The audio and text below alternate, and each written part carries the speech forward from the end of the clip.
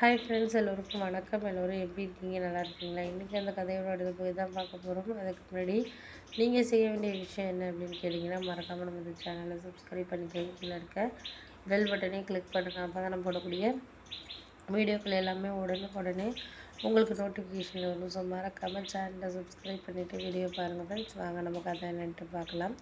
அதுக்கப்புறம் எங்கள் அக்கா வந்து வீட்டுக்கு வந்து ஈவினிங்கெல்லாம் வந்து எங்கள் எப்போதுமே மாமாவுக்கு ஏதாச்சும் ஸ்நாக்ஸ் அதெல்லாம் ப்ரிப்பேர் பண்ணுவோம். அதெல்லாம் அன்றைக்கி ப்ரிப்பேர் பண்ணவே இல்லை. அது வந்து என்னென்னா ப்ரிப்பேர் பண்ணல. இப்போ தான் 4 மணிக்கு ஏதாச்சும் அவர் வந்துடுவாருன்ட்டு, இது ஸ்கூலுக்கு போயிட்டு வந்து 4:30 மணிக்கு வந்து 2 மணிக்கு வந்துடுவாருன்ட்டு அவருக்கு தேவையான ஏதாச்சும் ஸ்நாக்ஸ் எல்லாம் ரெடி பண்ணி வைக்கும்.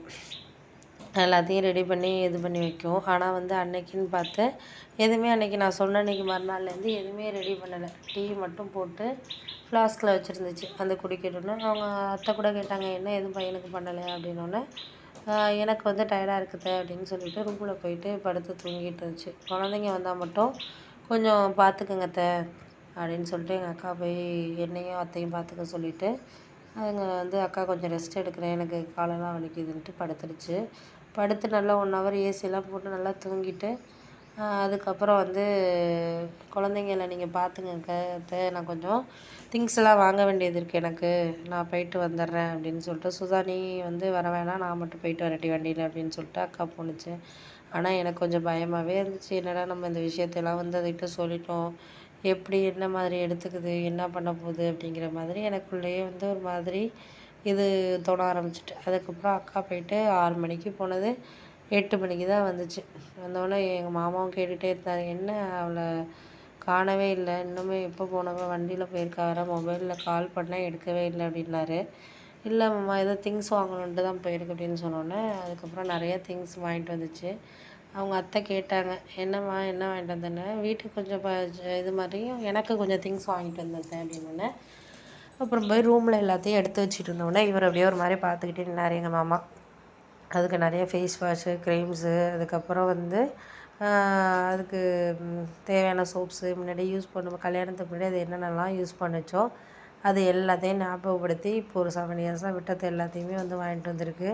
இவருக்கு பார்த்துட்டு ஒன்றுமே சொல்ல முடில. எதுவுமே வந்து இவர் எதுவும் சொன்னாலும் அது ஏதாச்சும் பிரச்சனையாகுன்ட்டு எதுவுமே சொல்லலை. என்ன திடீர்னு போய் வாங்கிட்டு வராங்கிற மாதிரி நினச்சிக்கிட்டு இருந்தார். அதுக்கப்புறம் வந்து மறுநாள்லேருந்து கொஞ்சம் ஹேர் ஸ்டைல்லாம் வந்து கிளிப்ஸு நிறைய மேட்சாக வந்து கிளிப்பு அதெல்லாம் வந்து வாங்கி வச்சுருந்ததெல்லாம் எடுத்து போடாமல் வச்சுருந்தோம். அதெல்லாம் எடுத்து பாக்ஸில் எடுத்து அரேஞ்ச் பண்ணி வச்சுச்சு. காட்டன் சாரீ எல்லாம் முன்னாடி கட்டாது. அந்த கட்டின புடவையை தான் ஒரு 5 தான் கட்டிகிட்டு போயிடுச்சு. இப்போ அந்த புடவையெல்லாம் தூக்கி போட்டு எல்லாமே அதுக்கிட்ட உள்ள நல்ல சாரீஸாக வந்து எடுத்து கட்ட ஆரம்பிச்சிச்சு. ஹேர் ஸ்டைல்லாம் அந்த கிளிப்பு எல்லாமே அதுக்கு மேட்ச்சு, ஸ்ட்ரெட்டு எல்லாமே மேட்சாக போட்டு செம லுக்காக வந்து கல்ல ரெடியாக இருந்துச்சு. ரெடியாகி என் ஸ்கூட்டியை நான் அருமையாக எடுத்துகிட்டு போகிறேன் அப்படின்னு சொல்லிட்டு சொன்னிச்சு.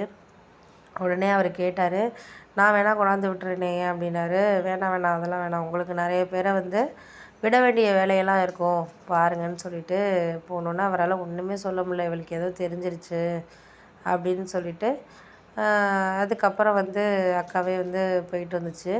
எப்போதும் ஆஃபீஸ் விட்டு அவர் எப்போதும் லேட்டாக ஒரு 5 மணிக்கு தான் வருவார். ஆனால் அன்றைக்கி பார்த்திங்கன்னா எங்கேயும் வெளில போகாமல் டேரெக்டாக வீட்டுக்கு வந்துட்டார். அப்புறம் அதுக்கப்புறம் வந்து அக்கா வந்து என்ன பண்ணுச்சுன்னா, நான் வந்து யோகா கிளாஸ் போகிறேன் அப்படின்னு சொல்லிச்சு.